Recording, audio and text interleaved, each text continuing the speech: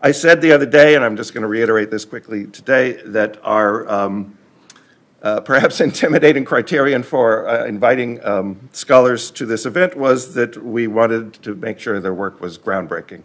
And we're going to again have two wonderful speakers today that I have learned so much from in the sense of just introducing me. This is undervalued, I think, in academia, just information, getting me to know some names and titles that I didn't know before, and beyond that, of course, illuminating work that I thought I knew fairly well. We happen to have today with Candida Rifkind and Jorge Santos, in my humble estimation, the two best scholars who've addressed Ho-Che Anderson's biography, King, among other things. And again, it's a text that I fancied I understood pretty well, and then when I read their work, I realized all that I had overlooked and missed. One of the things that both of them have introduced to me is just, again, text that, I think I know the field fairly well, and both of them have introduced figures to me. Candida has introduced me to the creator Cole Powell, Cole Powell, who I've become just a huge fan of. And Jorge introduced me to, I thought I knew the sort of key texts that dealt with the civil rights era, and he introduced me to 3 or 4 I had never encountered before. So I'm just very grateful to them. You'll have more proper introductions in just a second, and then later today to both of our visitors today. I'm very pleased to introduce one of the faculty participants in the Mellon Sawyer seminar, Kendra Strand, my colleague in Asian language and literature, who will introduce Candida. Thanks, everybody.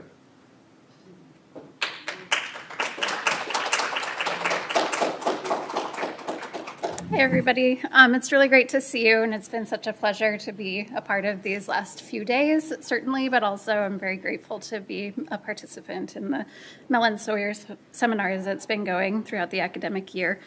And so I'm especially just very delighted to introduce our first speaker for today, Candida Rifkind, who is professor in the Department of English at the University of Winnipeg, where she specializes in alternative comics and graphic narratives, as well as Canadian popular and political writing and feminist autobiography theory. She's co-edited several projects, including a special issue on migration, exile, and diaspora in graphic life narratives in the journal AB, Autobiography Studies, as well as the edited volume documenting trauma, traumatic pasts, embodied histories, and graphic reportage in comics, and the online open access resource Indigenous Comics and Graphic Novels, and annotated bibliography.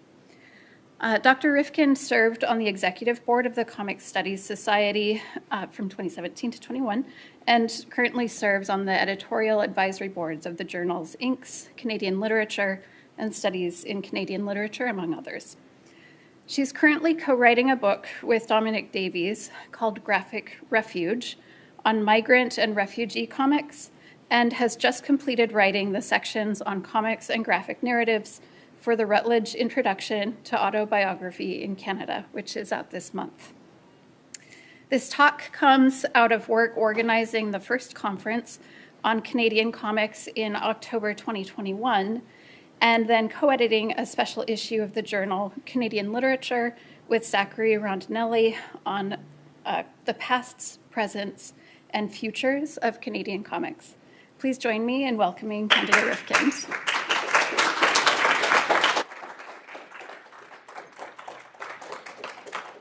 Thank you so much, Kendra. Is my mic on? Can you hear me at the back, Esther? Okay, I've got a bit of a raspy voice, so please suffer with me.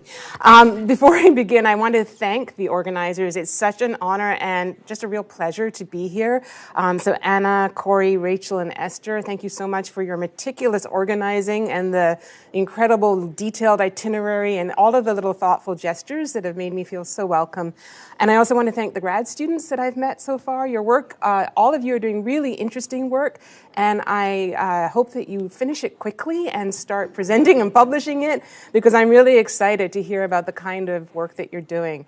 And so thank you so much for this warm welcome. And to my co-presenters, too. I had no idea you all knew so much about animal husbandry, so I'm bringing that home as well. So send me YouTube links about orcas. Okay.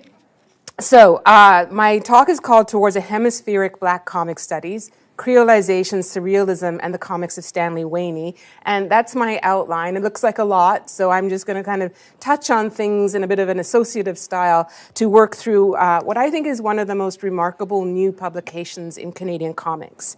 So today I want to talk about racial reckoning in Canadian comics. I'm going to do that by way of sharing some new work with you that is very much in progress. I wrote it for this, and if I hadn't had this event, I wouldn't have pushed through, so thank you for that opportunity. So it's work in progress, not just because I've turned to the Black Montreal comics artist Stanley Wany quite recently, but because his experimental, surreal comics actively resist neat conclusions and masterful interpretations. Wany seeks to create experiences for readers. And so today I'm going to share with you some of my experiences looking at his work and listening to him speak about it. Canadian comic studies, by which I mean the study of comics by Canadians, itself a really complex formulation troubled by settler colonial history, migrations, and neo-colonial economics, is still a fairly nascent field, although growing all the time. We have big gaps still to fill, including critical work on artists before 1990, studies of editorial cartoons that go back to at least the 19th century, comic strips, both independent and syndicated, non-English or French comics. Those are our two official languages, but there have been vibrant print cultures in many other languages, such as Ukrainian, Finnish, and Tagalog. Comics in translation, kids comics, all the kinds of informational comics, from religious to educational to corporate and social movement comics to web and digital comics and so on. So there is a lot of work to do. But one of the gaps that scholars are working hard to fill is the historical whiteness of both Canadian comics and Canadian comic studies. There have been multiple efforts to recognize Indigenous comics as both part of the field and their own field that need to be studied within specific historical, cultural, political, and visual contexts. So my own work with a team on the Indigenous Comics Annotated Bibliography, published by the journal Jeunesse as an open access PDF in 2019, and then we updated it again in 2022, is part of that larger effort. In response to the need for a basic overview of the history and contemporary landscape of Indigenous comics, we focus on comics and graphic narratives by self-identified Indigenous artists and writers, some in collaboration with non-Indigenous writers and artists, primarily in North America, but with some entries from elsewhere. There are 4 sections: anthologies, series, comics and graphic novels, and comic strips, and each entry has about a 200-word description. We also co-wrote an introduction to the resource about the history of Indigenous comics since the 1980s and the challenge of collecting them in university libraries, because my faculty collaborator is an Indigenous librarian. And because Joe mentioned the Northwest Territories archives during his talk, that photo, which I know is difficult to see, is used with their permission, and it's of a young boy in a fishing camp in the late 70s. The boy's name is Clifford Valenci. He's with his granddad, and he's reading a Comanche comic. So we were so happy to have evidence of Indigenous people, kids, reading comics out on the land, and to indicate that comics are part of Indigenous culture as well, including comics that may not typically be positive representations of Indigenous people. So my hope is that Indigenous grad students and emerging scholars will get the funding and support to study Indigenous comics alongside non-Indigenous scholars, and that both the confluences and distinctions between Canadian comics and transnational Indigenous comics will become more apparent through deeper study. Alongside Indigenous comics creators, Canadian cartoonists of color are also important in the field of alternative comics and graphic narratives, and that's where I work, so I'm going to just stay in my area and address alternative comics. So South Asian Canadian cartoonists, and here's a list of a few that have published major works: Brian Lee O'Malley, Gillian Tamaki, Michael Cho, Hartley Lin, Lorena Mappa, and Michael DeForge. have published to acclaim and some critical attention, but there has yet to be a definitive study of Asian Canadian graphic narratives, or indeed of Canadian cartoonists of color more generally, or of Canadian comics that uses race, ethnicity, and diaspora as its primary lenses. Black Canadian cartoonists working in alternative comics are relatively thin on the ground, for reasons I'm still trying to figure out. Ho-Che Anderson is perhaps the best known, and King is there as well as Godhead, and he works across all kinds of comics and also film and other areas, but that's his page at Fantagraphics. As well, the Canada Comics Open Library has a free database that lists Black Canadian artists. However, most of them do not, like Anderson, have a major publisher. So most of them are self-publishing or producing zines or doing web comics. And I just want to say that this Canada Comics Open Library is a great resource to use alongside Murray Naomi's databases if you're looking for more artists working in areas that might not be as evident in mainstream comics. Okay, so I'm going to pause here to note that in Canada, the preferred term in both scholarly and public discourse is Black Canadian, not African Canadian, for complex reasons I can't get into fully, but that Ronaldo Walcott gestures to in the introduction of his now classic book, Black Like Who? Writing Black Canada. He writes, I do not use the term African Canadian because I think of it as a borrowing from the African American context that has a particular connotation, and that within Canada at least, the term can deny the complexity of what might and might not constitute Blackness. I'll also pause here to note that I am not Black Canadian, and nor am I Quebecois. And so I am an outside reader of the Montreal Black Canadian context of Stanley Wany's work. Yet I recognize that it is my responsibility to pay attention to Black Canadian comics artists and to engage with Black Canadian life, which Wany's work itself has taught me is abundant in its cultural references and heterogeneous in its experiences. So, who is Stanley Wany? Stanley Wany has been part of the alternative Montreal comic scene as both artist and publisher since the 1990s, when he helped found Void Comics, and in 2007 he was part of the Quebec delegation to Angoulême. In 2010, he co-founded the independent publisher Trip Comics with Marc Tessier, which published two of his experimental comic books, Agalma and Sequences, that have now been collected with additional material into the volume Hellum, published by Conundrum Press, which is one of Canada's major alternative comics presses. As far as I know, Hellum is the first time he's been published outside of Quebec. Agalma received a Doug Wright Award for the Best Experimental Comic at the 2016 Toronto Comics and Arts Festival. The Doug Wrights are kind of like the Canadian Eisners. In addition to his mostly experimental oeuvre, in 2016, Wany contributed comics journalism about the effects of bauxite mining in India for an anthology about the global impact of Canadian mining companies called Extraction, published by Ad Astra Comics. In 2021, Trip published Dream Cave, a story of shamanistic transformation rooted in African mythologies and aesthetics. Wany is currently studying for an MFA in Montreal. Last year, the Ottawa Art Gallery curated his solo multimedia exhibition that traveled to the Plug-in Institute of Contemporary Art in Winnipeg, where I saw it. Titled For Those Who Chose the Sea, it is a multimedia installation that explores the legacies of the Atlantic slave trade on Black life today. In addition to a looping video of waves, Wany reproduced a life-size model of the compartments in which enslaved Africans were incarcerated below decks on a Portuguese ship, and viewers were encouraged to go through and touch and sit in the installation. This is surrounded by works on paper using plantation materials such as coffee and sugar to produce dreamlike collages that allowed three ancestral characters to emerge and recede alongside images of contemporary Black life. So I'd like to play a short clip from this exhibit to allow Wany to introduce himself, and I think the volume will work. Hello, my name is Stanley Wany. I'm an artist from Montreal of Afro-Caribbean descent. And right now I'm studying at UQAM, my MFA. So my background is a bit all over the place. My grandfather on my mom's side comes from Trinidad and Tobago. And my mom's mom is Cuban. And my dad is from Cuba also. But I was born in Haiti, so I'm kind of Caribbean person. So my work as a graphic novelist has always been to kind of try and map out the psyche or the unconscious. I always feel that the interesting stories are inwards more than outwards. And that has informed my large-scale drawing in the sense that it's the same thing that I would take 100 pages to try and show.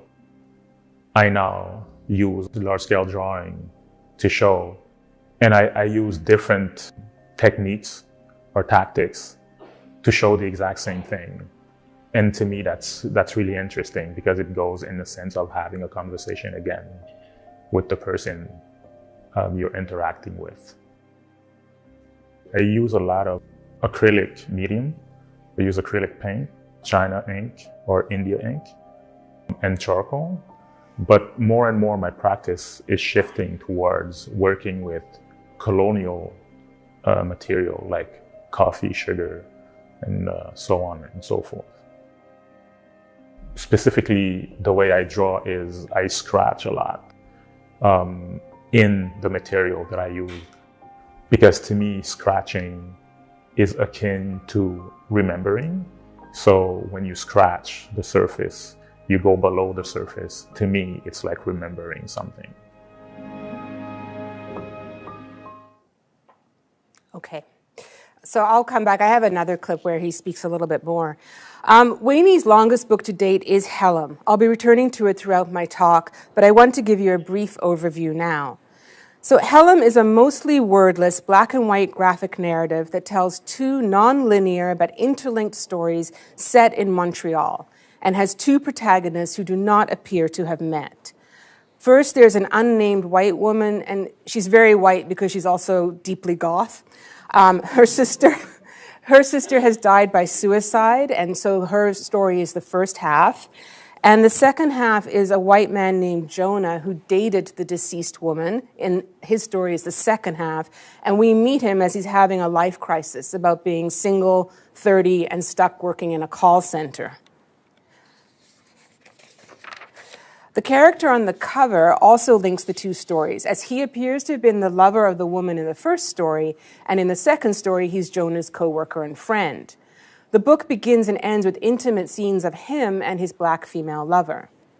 This summary hardly does justice to the hallucinatory journeys, mystical underworlds, and gothic forests Wany builds over and under the realistic depictions of everyday life in downtown 1990s Montreal for characters who are all stuck in different ways, whether due to trauma or stasis. The review of Hemispheric at Comics Grinder points to the uniqueness of Wany's work.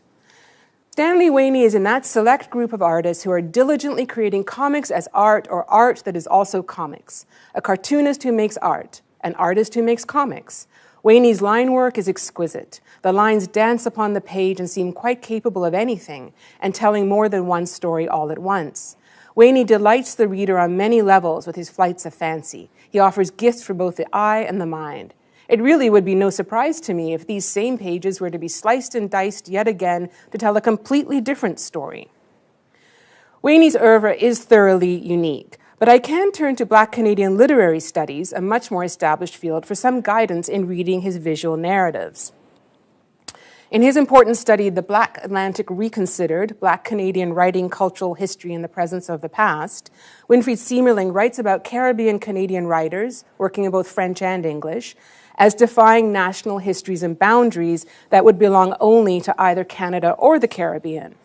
Like Caribbean Canadian writers as diverse as Dion Brand and Danny Laferrière, Wany can be thought of as developing a unique vision and voice through which he is actively transforming Canadian time spaces and emotional geographies through ideas and images that help audiences critique and dismantle Canadian complacencies. I believe Hemispheric can be read as a Caribbean Canadian racial reckoning with the legacies of slavery, capitalism, and colonialism, and that its engagements with theories, practices, and aesthetics of both Surrealism via the Montreal Automatists and Creolization via Edouard Glissant imagines new ways of drawing Black life on Canadian ground. And so Helm is not an orthodox delivery of a foundational Black Canadian comics text. As far as I know, we have yet to receive the kind of historical, autobiographical, documentary, or coming-of-age comics equivalent to the works that have established the rich fields of Black Canadian literature, theatre, and film. Nevertheless, I do think Helm is a landmark in Black Canadian comics, both in spite of and because of its anti-realism. I want to suggest it is an imaginative, ethical intervention that, to cite Siemerling again, dismantles Canadian complacencies.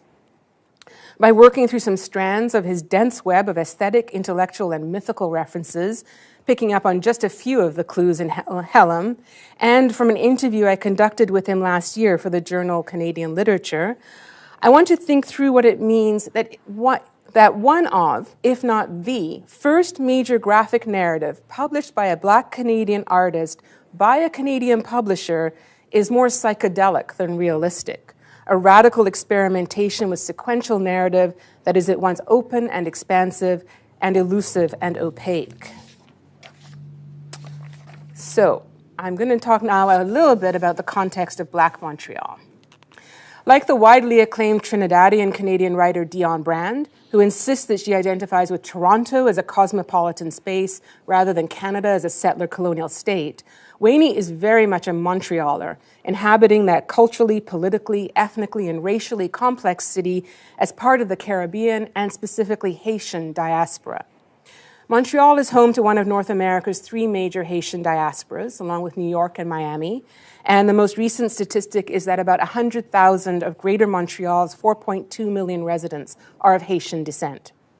Although the Haitian Montreal community first arrived in the 1960s, fleeing political exile from Papadoc Duvalier, Montreal has had a Black presence since at least the 17th century.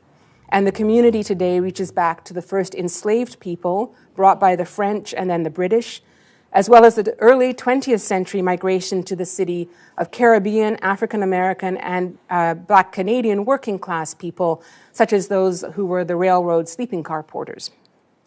Don't worry, I'm not going to give you a full history of Black Montreal going back to even before the 17th century.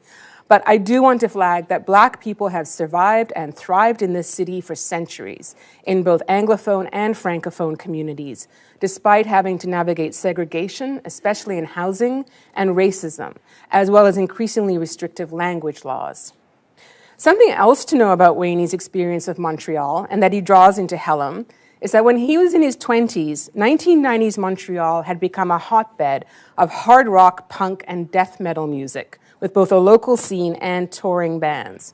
I meant to have that up while I was talking about Black Montreal. That's from the Black Lives Matter protests in July 2020. Okay, so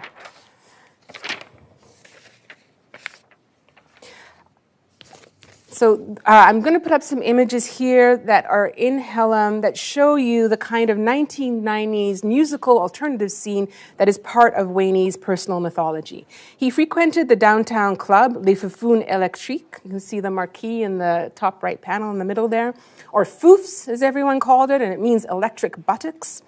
It was a hub of punk and goth subcultures.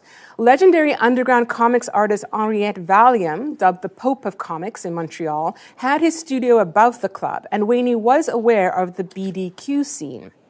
So just to remind everyone, BDQ is the term for Bande Dessinée Québécoise, which really emerged in the late 1960s with what's called the BDQ Spring, and then took off with what's called the photocopy revolution of the late 80s and early 90s that allowed DIY underground comic scene to flourish.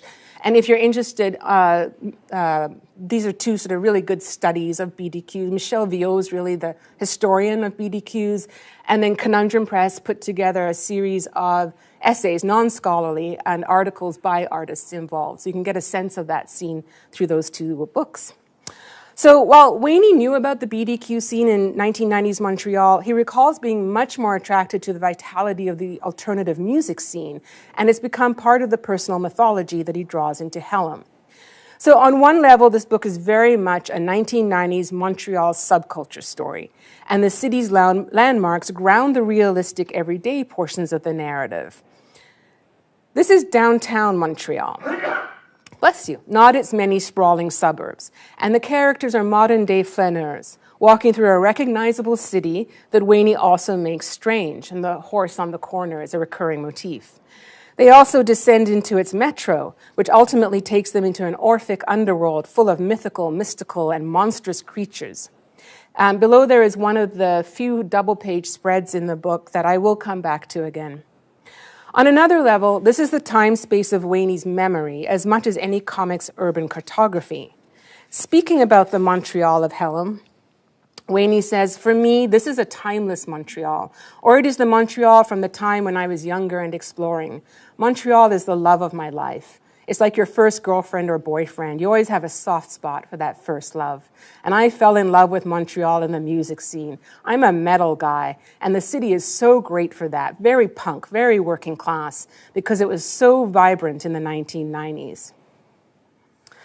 As I noted in my brief summary of the plot of Helm, it begins and ends with scenes of a straight black couple in bed. The first character we meet is this woman, and then she and her lover, the figure on the cover of the book who connects the two stories, are drawn in intimate close-ups. The final pages of the book return to this couple in bed. There is more nudity in the book, but these two characters are the only ones who do not seem to be suffering from trauma or malaise, like the two white protagonists. They are the only ones who feel joy and share physical connection. Drawings of black bodies by black artists are relatively rare in Canadian comics, which, like US and Franco-Belgian comics, has its own history of racist caricatures. When I asked Wany why he wanted to draw black characters so intimately, not just in terms of sexuality, but in many close-ups of faces, he replied, "I need to show that black characters are not just here for comedy, but that we are people who suffer and feel joy. We experience pleasure, we experience intimacy, but in our society, it's like the black body has been reduced to economics or entertainment. It is so important for me to show a different side because there is not that history, and the representation of black bodies is one of my frustrations with comics. I think there needs to be a conversation about what we're trying to do, how we address people, and the fact that we too often see black people suffering. I mean, who else knows more about suffering than black people in North America? But I wanted Helm to guide these characters through hard times and show that they're suffering, but they're also loving, and they're survivors." These intimate interior sequences of black lovers that bookend the two narratives draw us off the streets of Montreal and out of the surreal underworlds visited by the white characters, into spaces of pleasure and desire that are counter-representations of dominant discourses about Black Montreal, which tend to focus on Black bodies as signs of foreignness, exoticism, poverty, or criminality. Wany's representation of these Black lovers seems very intimate and private. Yet, I would argue it also references centuries of public Black life in Montreal and demands recognition of the loving, desiring Black body as part of this city's actual and emotional geographies. So I'm going to talk about the panels for a minute. I'm just going to leave that up there for you to contemplate. Okay, so the back cover of Helm, which I forgot to bring the book and I don't have, but it does a lot of work in just a short paragraph to help the reader because it provides a brief plot outline for this somewhat confusing book. And it also explains it was created while Wany was in a hallucinatory state brought on by chronic insomnia. In interviews, Wany recounts staying up all night in his basement, drawing spontaneously, improvising rather than planning, and that it was his co-publisher at Trip Comics, Mark Tessier, who looked at the drawings and said, "There is something here," even though Wany felt there was no story. The unifying element, Tessier convinced him, was that they were all created in the same frame of mind. As much as the images that make up Helm may have been created spontaneously, he uses a regular 4-panel grid for most of the book. In the first story, they're rectangular, and in the second one, they're square. So here's a couple of examples. Wany comments, "I don't use an extravagant grid system. I just like 4 panels because they allow me to break up time in a way I can pace the story. When the grid is exploded, when we're no longer in a confined moment, now we're in the subconscious, now we're in the landscape, in which time and space no longer take precedent. I use that as a reading mechanism to suggest you're now in a space where things like gravity don't matter, and you need to watch out." The four-panel grid contains reality for the characters, who are themselves confined and stifled in different ways, whether it's the woman stuck inside her apartment or Jonah in his call center cubicle. In his recent article on Helen, published in French, Christian Rains suggests that boxes and cubes are braided throughout the comic. They work diegetically in the repeated motif of a white, or as here sometimes black, box that the characters all encounter. And I think it's a sort of psychic Pandora's box of mystery and the unforeseeable. Cubes also work extra diegetically in the cubic shapes of the panels and of the book itself, which is small scale and square and almost square. Rains doesn't note this, but to me, Helen is the size of a 7-inch single sleeve, the primary vehicle for the punk, hardcore, and metal music Wany cherishes. And in a longer version of this, I'm going to talk about album covers because one of the characters listens to Hendrix' Axis Bold as Love, and Hendrix is a really important motif throughout the book. So despite these regular grids, there are occasions where characters and backgrounds also straddle some panels, and there are some highly inventive plays with the grid, as when Jonah falls out of the panels into the scary woods, and here, bottom left, where his close-up is bisected diagonally. Throughout Helen, there is a constant tension between the fluidity and non-rationality of the psychedelic imagery and the rigidity and framing of the regular grid. I'll come back to the splash pages that disrupt the grid in a bit, but first I want to deal with the images themselves. As you've probably gleaned from the panels I've shown you already, Helen includes an abundance of visual references, and Wany is an extraordinary polymath. He remembers reading Dante's Inferno at the age of 8 or 9 and having to keep the lights on for a week. His visual references to artists, literature, comics, film, music, and mythology are dizzying, and they cross all kinds of borders, so I'll just mention a few to make this point. So, Helen includes allusions to European fine art and illustration. He cites the 19th century French engraver Gustave Doré as inspiration, and Rains makes additional connections to European surrealists and symbolists, such as Max Ernst, René Magritte, Gustav Klimt, and John Everett Millais. The book also references his wide reading in Caribbean, African, and other New World mythologies, alongside Carl Jung and Joseph Campbell. Images of transformation and metamorphosis abound in the surreal sequences, including a woman with a horse head and another with a bird head that Rains proposes echoes the one on the cover of Nicopal by French cartoonist Enki Bilal. And then there's Wany's love of comics. He cites 20th century Italian illustrator Sergio Toppi as an influence, which isn't hard to see, and surely the woman's affectionate/terrifying cat is an homage to Junjo Ito's cats.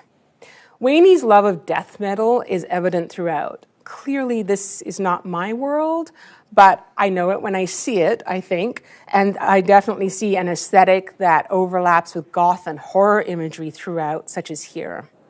Psychedelic, mystical imagery is also significant, and Eastern musicians emerge in the woman's hallucinations, while Jonah encounters a talking wolf and a queen from the tarot deck. Rains also sees connections between Wany and the surreal, fantastical worlds of French cartoonist Mobius. The pen name is Jean Giraud. The visual echoes are certainly there, and Hendrix, as I've said, is another important touchstone for Wany and Helen. But there are also overlaps with Wany's process and practice. In a 1993 interview, Mobius described his drawing process as coming, quote, from the traces left by emotion. Sometimes beautiful drawings appear because you have drawn from mysterious, disturbing sources. As a result of this material released from the memory, a sort of sensitivity to imagery will appear, then a current which runs through the hand, the eye, the stand, and which suddenly provokes an emotion, which is what we feel when we see a drawing. And so I want to move from the visual clues in Helen and its abundance of imagery that is impossible to catalog completely. I'm sure this audience could also identify all kinds of references that I haven't mentioned. But I want to talk about Wany's drawing process, which, as much as it sounds like that of Mobius, he is also located within a specifically Montreal radical avant-garde movement, the automatists. When discussing his sleep-deprived hallucinatory drawing process, Wany has cited as inspiration the Montreal automatists, a collection that surprised me at first. but that I'm going to take a minute to work through because it helps me to understand the specificity of his cultural location and how his presence as a Caribbean-Canadian artist is reimagining the artistic and political histories of that space. So the Montreal Automatistes were a modernist 1940s to 50s collective of radical surrealist artists across disciplines: poetry, painting, sculpture, film, design, architecture, dance, playwrights, and performance. And those are the main members there. They shared a vision of automatic writing or creating more generally without the imposition of conscious or rational thought. Paul-Émile Bordua is one of the main figures, and this is very typical of his automatiste painting. Françoise Sullivan, a dancer, expresses here a kind of automatiste creed in her recollection of making her 1948 film Dance in the Snow. I danced with light feet on the rough slopes of winter. I turned round in the cold wind and ran under the sun. I let rhythms flow. I perceived the space of day, cut it and shaped it. Influenced by European Dada and in contact with André Breton and European surrealists, but focused much more on painting than writing, as Breton was, the Automatistes were also very much grounded in Quebec and its stifling political culture, which, especially under the premiership of Maurice Duplessis from the 1930s to 50s, was highly Catholic, conservative, anti-union, and xenophobic. And this period in Quebec history is known as the Great Darkness. The Automatistes' famous manifesto, Refus Global, or Global Refusal, was the first piece in a collection of writing and art published as a pamphlet of 400 mimeographed copies in 1948. Refus Global urges Quebecers to throw off their bonds of fear, embrace their impulses and drives, and reject the rational, stultifying thinking of the church, capitalism, and the state. So here's an example, and I'm sure those of you who've studied modernism and the radical avant-garde, this is like familiar rhetoric, right? So we must break with the conventions of society once and for all and reject its utilitarian spirit. We refuse to keep silent. Do what you want with us, but you must hear us out. We will not accept your fame or attendant honors. They are the stigmata of shame, silliness, and servility. We refuse to serve or to be used for such purposes. We reject all forms of intention, the two-edged perilous sword of reason. Down with both of them, back they go. Make way for magic. Make way for objective mysteries. Make way for love. Make way for internal drives. Denounced in the press by Christian intellectuals and shunned by the artistic elite, Paul-Émile Bordua, who was the driving figure, and other automatistes eventually gave up trying to revolutionize Quebec art and culture and moved to Paris and New York. Their manifesto disappeared for decades until it was picked up again by a new generation of radical artists and intellectuals in the 60s and gained a new following during the Quiet Revolution, a period of major social, political, economic, and cultural change in Quebec. By the 1970s, Quebec liberation movements were echoing the Automatistes' rejection of the Catholic and capitalist structures of Quebec society, and they were also citing decolonization and civil rights movements elsewhere as inspiration for their desire for political sovereignty and independence. So, a collective of white, francophone 1940s avant-garde radicals might seem like an unlikely source for a Black Caribbean Canadian comics artist to find comradeship. But Wany explains their relevance to him very clearly. The Automatistes were so aesthetically radical, playing with language and elements of language, but they were also politically radical, rejecting religion in their parents' generation. Their politics in the Quiet Revolution was of their own generation, but it's still relevant because, unfortunately, as human beings, we seem to keep making the same mistakes all over again. Now, instead of being a group of white middle-class artists, it's the Black middle class and African descendants in North America who are questioning the very nature of the society in which they're living in. We're questioning how we are represented in this society, what this society does for us and what we do for it. These are questions about colonialism, too, and Indigenous people are asking them as well. And although they were a group of white middle-class artists, the Automatistes had an energy. They questioned things and went against the grain. And I think there's a link there. So the one automatiste that Stanley Wany cites the most is the sound and visual poet Claude Gauvreau. So he's particularly drawn to him because he says in his sound poetry, You don't get attached to words, but to the feeling. I'm not going to try and read it out, but what I've got on this slide is the English translation on the left by Ray Ellenwood of the French version of Gavreau's short poem, My Olivine. And you can see it's playing around with the ideas of both nonsense and non-sense. And it's very much of its time as well, I think, this kind of 60s, 70s avant-garde sound poetry. So Wany says of his own work, I'm interested in art that is saying the thing without saying the thing. And I see when he says that his connections to someone like Gavreau. Now, this idea of saying the thing without saying the thing is most striking in dream sequences and in the double-page spreads in the book. And here is one from the first part of the book. In these and in the grids, Helm keeps looping back around a series of motifs, returning as if in a dream. Many of them are aquatic and register Wany's preoccupation with the sea as both a mythical and an historical site of Black experience. In his recent essay, The Black Aquatic, Ronaldo Walcott theorizes the ambiguous and ambivalent relationship that Black people hold to bodies of water. He studies a range of contemporary art and film about oceans, rivers, lakes, creeks, and even swimming pools to develop a theory of the Black aquatic that seeks to provide an aesthetic narratology and hauntology of contemporary claims of Black subjectivity. Walcott's thinking through the Black aquatic is highly suggestive.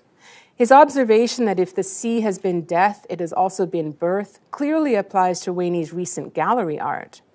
As this project evolves, I want to also think about Helm's surreal aquatic, its underwater worlds, floating figures, and oceanic consciousness, in the context of Black subjectivity, as well as Caribbean tidalectics, to borrow a term from the Barbadian poet Kamal Brathwaite. And so I'm heading towards the philosophy of creolization. Some of you may have noticed, but I hope most of you didn't, I changed the title for this talk about 2 weeks ago. So my original title was Black Canadian Comics and the Decolonizing Surrealism of Stanley Wany. And then I watched the clip I'm about to show you from a discussion with the curator of his art exhibit, and you'll see why I changed the title. I have to apologize for the automatically generated subtitles on this that cannot deal with French in any way, but I was trying to make it more accessible. I think it may have backfired, but let's see.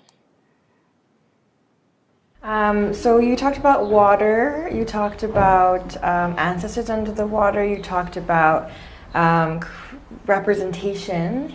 A big part of your work, I know, is also creolization. So would you be able to speak to us about what creolization means to you, what particular parts of Edouard Glissant's theorization of creolization resonate with you, and how do you make it your own? Yeah. So, I mean,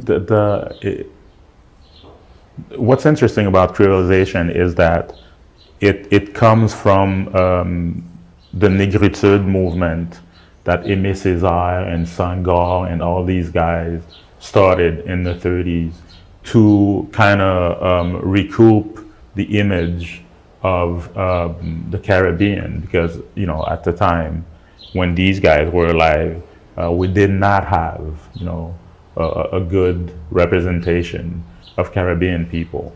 I'm thinking of Carl Linnaeus, who's like the father of taxidermy or botanists, and he was linking us to cannibals, vampires, and stuff like that.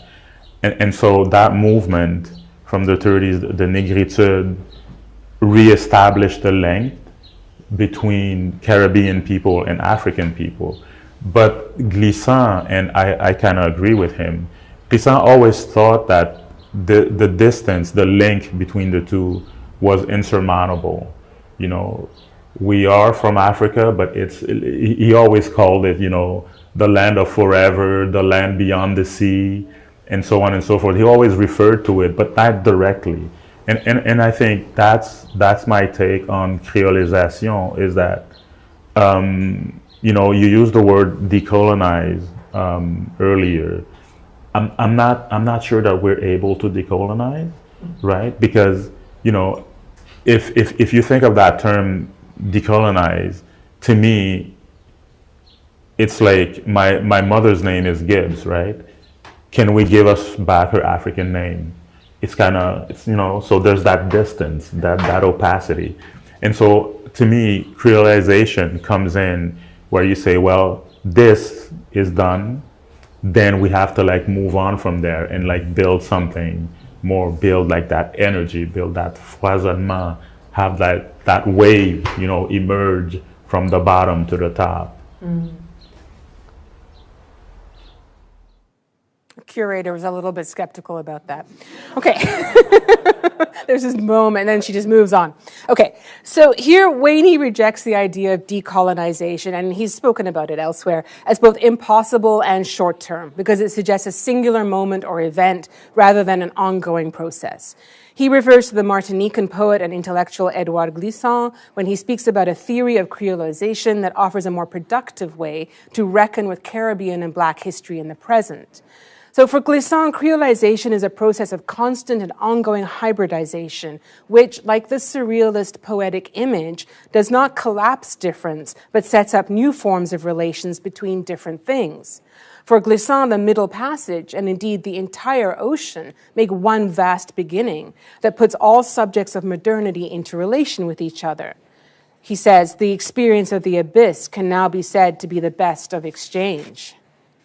But if Glissant's creolization is about shared histories and present exchanges, the other key term, and he did use it alongside relation, is opacity.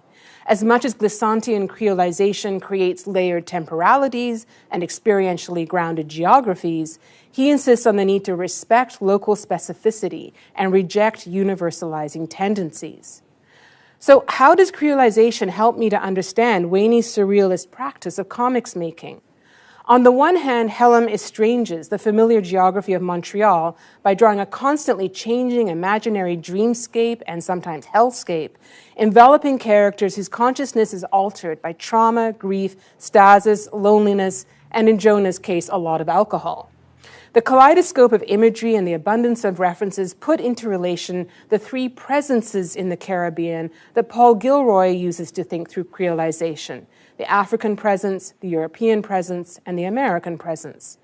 These three presences haunt the imagery of the subterranean worlds Wany draws, which is a layered time space that includes the realistic everyday of 1990s Montreal and exceeds it, taking its characters and readers on psychedelic journeys into other worlds. The biblical meaning of Hellam is both dreaming and healing, and the book's epigraph is from the Talmud. The dream is its own interpretation. So the 4 double collage pages in Hellam, there's 2 per section, that bring surrealism and perhaps specifically Montreal automatisme into dialogue with creolization. Here is one from the second half of the book, and again you can see Club Foufoune there, the marquee is there on the left. Wany's collage pages visualize Glissant's insistence that creolization requires the heterogeneous elements put into relation intervalorize themselves. That is to say, there must be no degradation or diminution of the being, either from outside or within, in this contact and intermixing. So each element in creolization must be given equal value. And if some of the cultural elements brought together are seen as inferior to others, creolization does not really happen. In the Americas, Glissant writes, the balance between the elements brought together has had to be reset, primarily by revalorization of the African heritage. And he goes on to cite the Harlem Renaissance and Césaire's Poetics of Negritude as examples. So this surely is why Wany rejects decolonization in favor of creolization. Decolonization seeks a reckoning with the past that can never be resolved. Creolization proposes a rearrangement of relations to move forward from that history and with that history into the unforeseeable. And it opens spaces for artists to continue the surrealist project of using images as a way to better know the real. So my conclusion is short and perhaps already evident. Reading, or more accurately, experiencing Hellam raises a lot of questions for me about how comic studies, not just Canadian comic studies, but especially Canadian comic studies, is reckoning with race. What kinds of Black experiences and stories are being represented, and what kinds are we, teachers, researchers, and students, looking for? So after writing this paper, and indeed just this morning, I saw an announcement that the kind of Black Canadian graphic narrative you'd think we would already have has just been published by Scholastic. And it's Scholastic with Colin Kaepernick's publishing company. So it's a graphic bio for young readers of Akim Aliu, who's a Nigerian, Ukrainian, Canadian hockey player. And it's about systemic racism in our national game, the NHL. The illustrations are by a Mexican artist, Karen de la Vega. So this is an important political and sports story, and to be quite blunt, hockey stories always sell well in Canada. But it also shows that Wany's work is out in front of these kinds of Black Canadian nonfiction comics that sort of logically should already exist. So I'm still thinking about the place of Helm in Black Canadian comics, and I'm sure and I hope that we will see more comics like this emerge as well. So my questions remaining: how do we explore work that crosses national, cultural, and intellectual boundaries from within an academic system that is founded on these colonial distinctions? What role should dialogue between scholars and artists play in the interpretation of a difficult experimental work, especially when it comes to cartoonists of color and white academics? I want to take my lead from Wany himself, whose work not only transcends borders, but whose comics have a hemispheric capacity, perhaps even a trans-hemispheric capacity, in the ways they remember and represent longer histories of Black experiences that far exceed the conventional ways of thinking and drawing about them. In Black Canadian literary studies, Siemerling is asking similar questions of Caribbean Canadian writers, reading the ways they transform actual and imaginary geographies of Canada and asking, how have they managed to do so in ways that reconfigure Canada as part of a hemispheric and Black Atlantic perspective perceived from the vantage point of the Caribbean? I know there's a lot more to say about Wany's role in racial reckoning through comics, but I'll wrap up by saying this is probably not the landmark Black Canadian comic some of us have been looking for, but maybe it is the landmark Black Canadian comic we need. Thank you.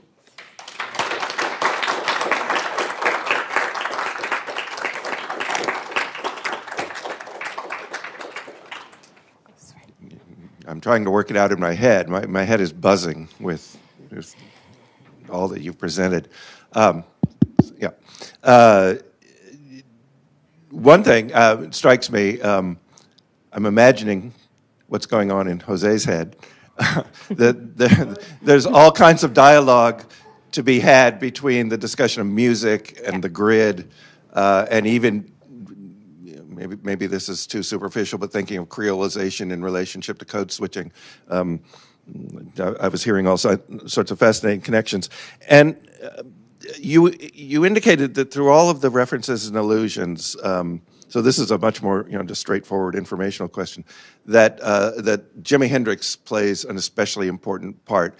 And when you got to the very bold kind of claims about a move toward Black hemispheric comics, it struck me that Jimi Hendrix might be a kind of crucial figure in thinking of Black hemispheric. And even the sort of legend from the American perspective is he has to go to the United Kingdom to become a star and then kind of come back to the U.S. So could you just say something more about, I don't know the work, I'm desperate to read it now, but could you say more about the role of Jimi Hendrix? Yeah, so I started to write that, and then I looked back at the invitation and said, they said 30 to 45 minutes.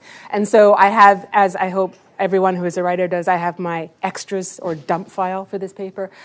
So the female character is listening to Hendrix, and there's imagery that is a lot like some Hendrix covers that he himself didn't like. So I've been reading Paul Gilroy on Hendrix, and I think he's really helpful, talking about how, in his article, I think it's on Black ephemera, and the way that album covers can function within diasporic Black communities around memory and crossing the Black Atlantic.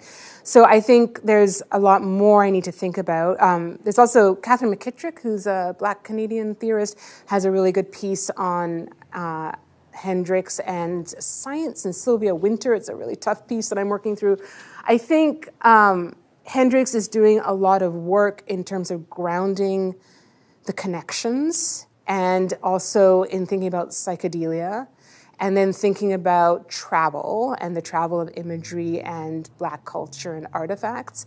So I've still got to work a lot of that out. So it's the drawings are of the record player and then of the album cover, and it appears twice. But then some of the psychedelic imagery is very Hendrixian. Is that what do we call things that are like Hendrix? I don't know. So I think I'm going to be using Paul Gilroy and Catherine McKittrick to think through that a lot more. And I think there are other album covers too. So Christian Rains's article is very much about the waffle iron stuff and the grid.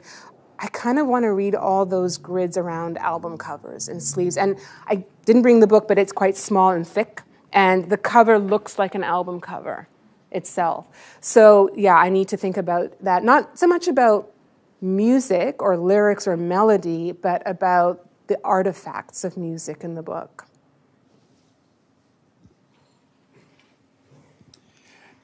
Yeah, thanks. That's actually a good segue to my question, which is, I think, it's going to be maybe 3 questions, kind of scattery. So I'll try to put it together. Yeah, I'm also just floored by the material. I think it's beautiful. And it also, so my first question, I guess, has to do with his process. Even though it's very, thank you, very psychedelic and very dreamy, and it's obviously very automatiste in some ways, I guess, free-flowing. He seems to be using a lot of photo reference. Mm-hmm. And so that's an interesting kind of fusion of approaches. And I guess if you could comment, if he talked to you or if you know about his use of photography in this.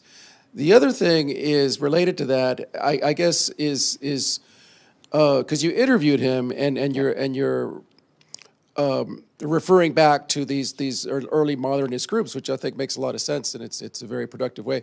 At the same time, I also just thought about, but there's a long history in comics of dream comics, right? Winsor McKay or Alexander Zograf, or all. So and it seems to me to be speaking on some level with that material too. And I wonder whether it's something worth pursuing further. And then my other question, I guess, had more to do with the ways in which time, I guess, is operating here, and it relates to music, because music is all about something that unfolds in time. And it reminds me of a lot of work, maybe it's because I'm writing on it these days, is Puma Blues by Murphy and Zuli from the 80s, which is an environmentalist series, very psychedelic. But it actually even resembles, it looks kind of the style, is kind of like this early Michael Zuli. And it was very much about getting into questions of deep time and the environment. And so kind of going beyond the kind of human perceptions of the world, which this still seems obviously very, very anthropocentric. But I told you it was going to be very scattered, and it was very scattered, Candida. Any parts of that you want to deal with? Thank you. Sure. Thank you so much. Okay, so photography. If we have a little break, I'll pull up his gallery site, because his big collages do use photography, and he has a series about ice cream trucks. He has a memory of the ice cream truck bringing everyone in the community together, so it becomes this metaphor.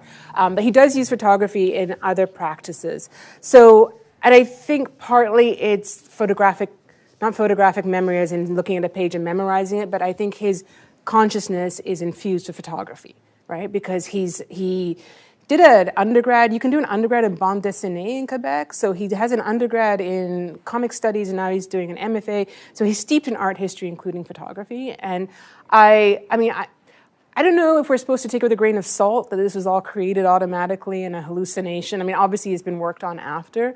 But yeah, there are lots of visual references to realistic things and to the real and to imagery. And it's the question of whether those are in his consciousness or whether he used reference images, right? And I haven't asked him that. It looks a lot to me like he might have copied over pictures. Yeah, possibly. I mean, it doesn't mean that it can't be like yeah. stream of consciousness thing, but it's obviously a lot more, Yeah. Dream comics, absolutely, and that's a whole nother area to explore. So Wany grew up in a very well-educated, very strict Haitian family. That reminds me of how Roxane Gay describes her very strict Haitian family. And he, was given Tintin and other French classic bande dessinée and rejected them because of their racism. So he rejected French sort of middle-brow comics By his teens, he turned to Japanese comics and to various kinds of superhero comics. So he's also unusual for a Quebec artist that he's not steeped in the traditional classical bande dessinées. But dream stuff is definitely there. I guess I should get a list of comics he read at some point. But it's also the kind of question I'm getting at the end is, this is the first time I've used this methodology where I've met an artist and based on the interview, I've used that to try and reread the work. And I actually really like it, partly because he's amazing and, very self-reflexive.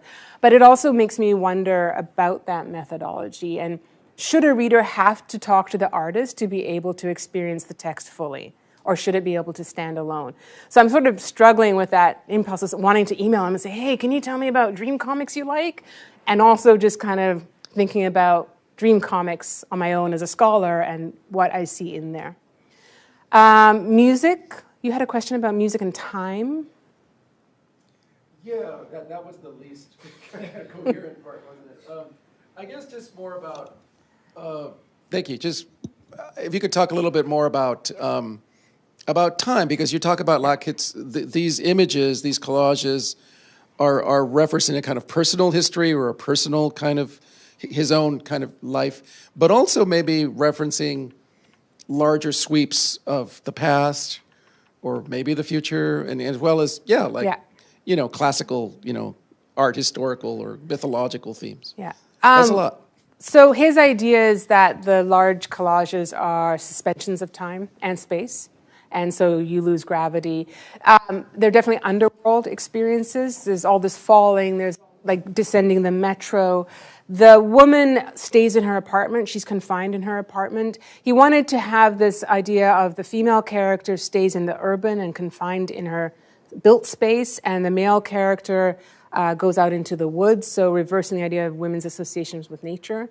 And the woods are terrifying. There's this talking wolf and trees that come in. It's very like a horror film. But time passes and then it disappears and then it comes back, and characters seem different after they've left regular, rigid, rational time. So I think he is playing around with that through the grid. I don't know how much more I can say about that because some sequences are very linear. Some are not. Even, I think the one with the cat. There's a very clear series of transitions where she comes home, she goes up her stairs, she sees the box outside her door, her cat is there. The cat starts to mark time because first the cat has to be fed, and then the cat cleans itself after feeding. So you can kind of mark moments that way. But then she slumps down, depressed and traumatized by her sister's suicide, and we go somewhere else. So it's difficult to talk about temporality or even how much time passes between the beginning and the end of the narrative. And this one is completely wordless. The second one, Jonah speaks to his friend and the wolf speaks to him. So without speech markers, it's also difficult to know. Thank you so much for this amazing talk. I feel like my question will probably also be kind of multidimensional and all over the place, but I'm really interested in what you were saying about kind of having this close connection or communication with Wany as you're doing the readings. Because this is one of I guess my question was really simplistically how I'm really fascinated by the idea of reading Hellam through the context of his current ongoing work. So these large scale, using the bringing the focus to the materiality of these objects, not just in terms of size and how that might have an impact on the viewer interacting with the images and how you can move through spatially and temporally and connect with the work, but also the notion of how the materials are meaningful, that they're colonial, the coffee and sugar, but also his process of making scratches. It makes me think of records too, right? Where I gotta write that down. Oh, yeah. So, this idea of music, how that is, that's always going to be a performance that takes time to create the representation. Yeah. And so this is what he's doing. This is what he is calling to attention with this current project, it sounds like. And he makes this reference back to, well, I was doing that over 100 pages, right? And so he is making a connection. And so I'm just kind of curious how, again, it seems very simple, but how do you feel about taking that perspective and reading it back on this previous work? So using his current art show stuff. Yeah. Yeah, I think that it does help me understand his worldview and his larger project.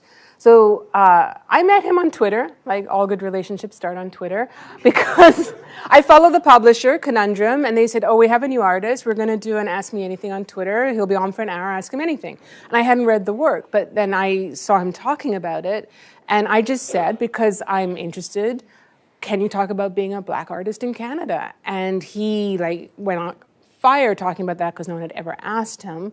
And he said, but I'm also really inspired by the automates. And I thought, huh? Because the automates have never really been discussed in the context of critical race theory.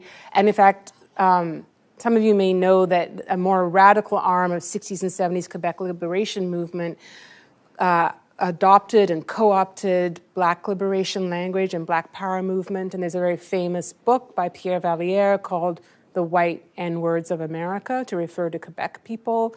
So it seemed like a really kind of troubled history to be drawing on. So anyways, that's how I got to know him a bit. And then it was just by chance his exhibit came to where I live, and I got to hear his artist talk. But thinking about his current practice, he's interested in the sea, he's interested in ancestry, and he's interested in the materiality of it. So I don't have the images to show you, but the book actually begins with a page of a grid of panels of just scratching. So when he says scratching is remembering, now that he said that, I begin the book thinking that this is memory, right? This is, and also remembering, putting the body back together.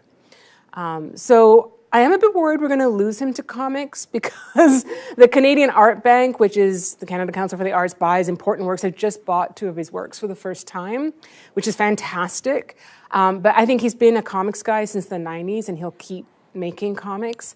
But I think, another question I have is, how do we work with an artist who is a fine artist or gallery artist and also a comics artist, and what is the relationship between them? So I don't really have an answer, but I've never worked on someone like this before, right? Who has this other kind of more prestigious practice than comics. Prestigious.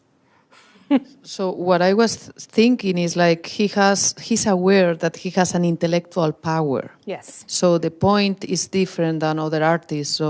And that intellectual power allows him to rethink, taking action when he say, well, I'm going to speak from Creolization because I know where I'm coming from. And you are not going to deny making a shortcut saying, well, decolonize, whatever, because you are victims. And so it's more complex than that. I'm coming from the Caribbean, from different sides of the Caribbean, and there is different traits, and I am what I am. So I'm not going to start fighting for what happened. I want to create more. And if I have to take what the middle class intellectuals avant-garde were doing and they were white, so what? Yeah.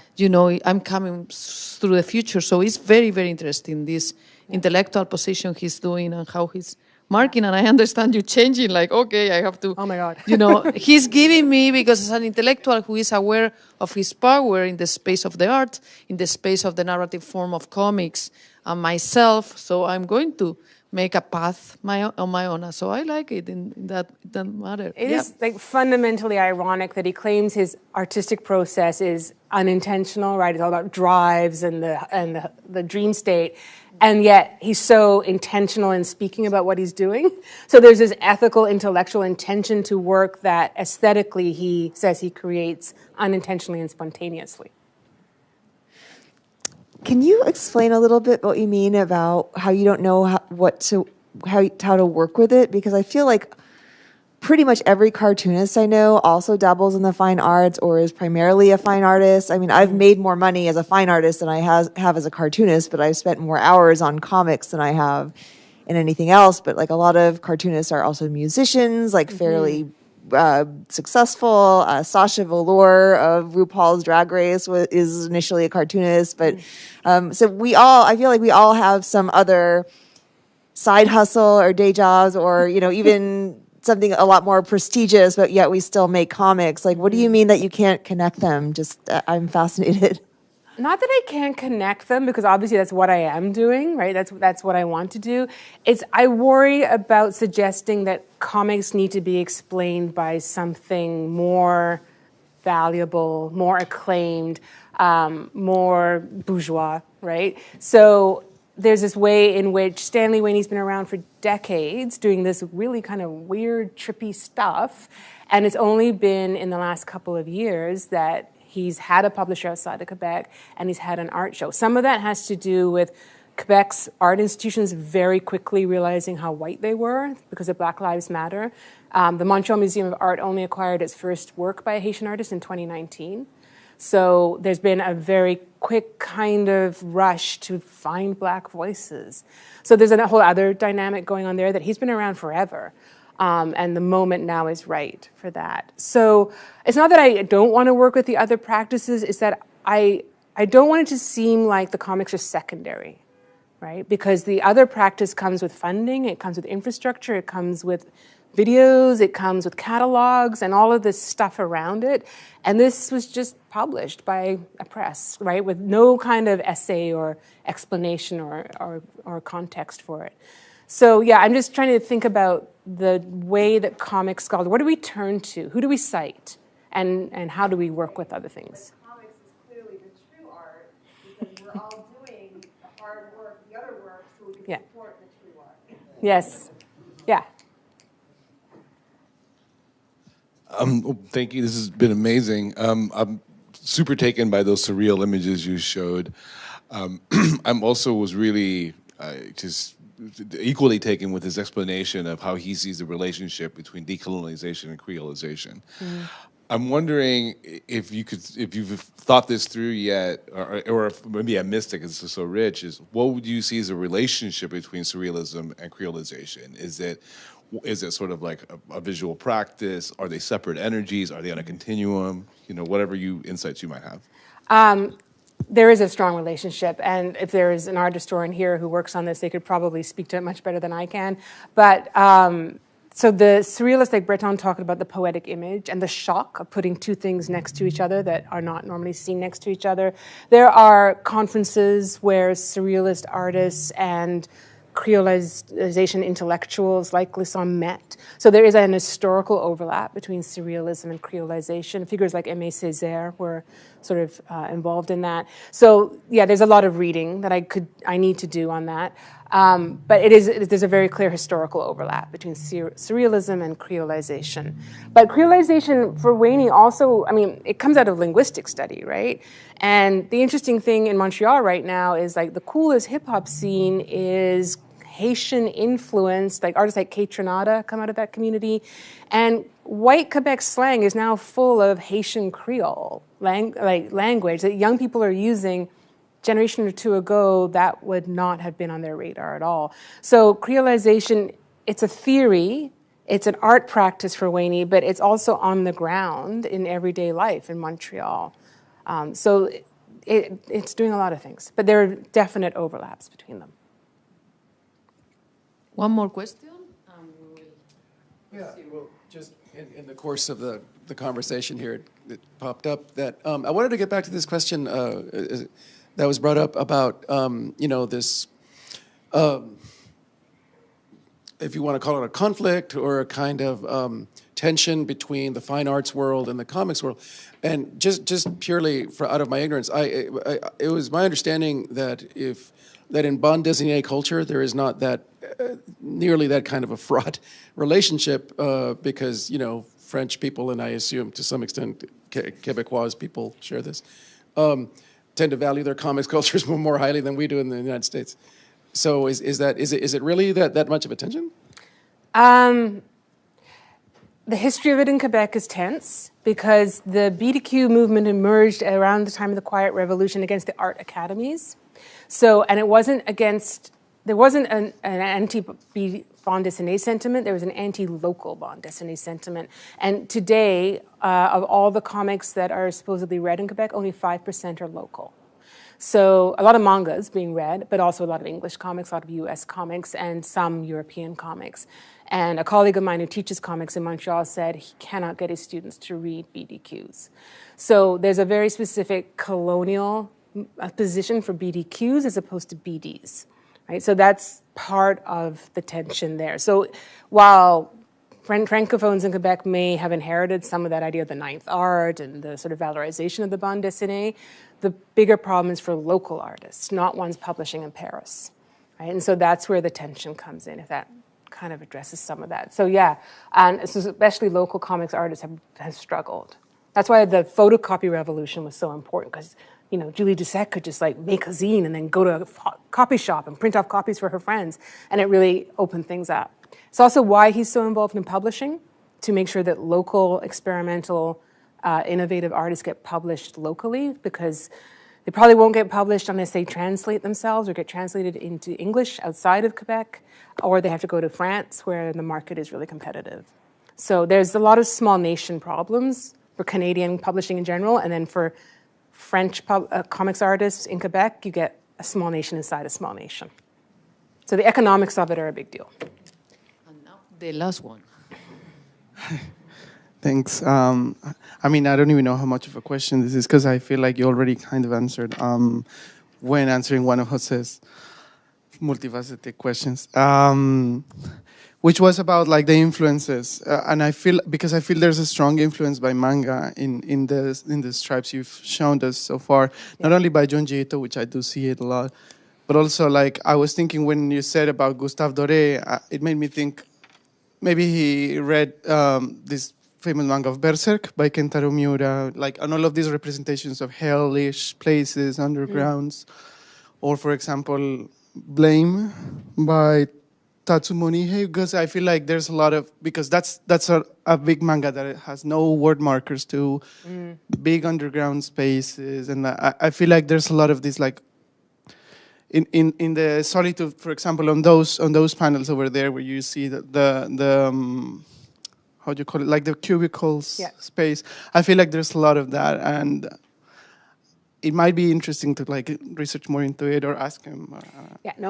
He's a huge manga reader, and he's also a huge film fan and loves Kurosawa, and has said that he thinks about his visual world through Kurosawa's lens, a lot of the darkness, I think.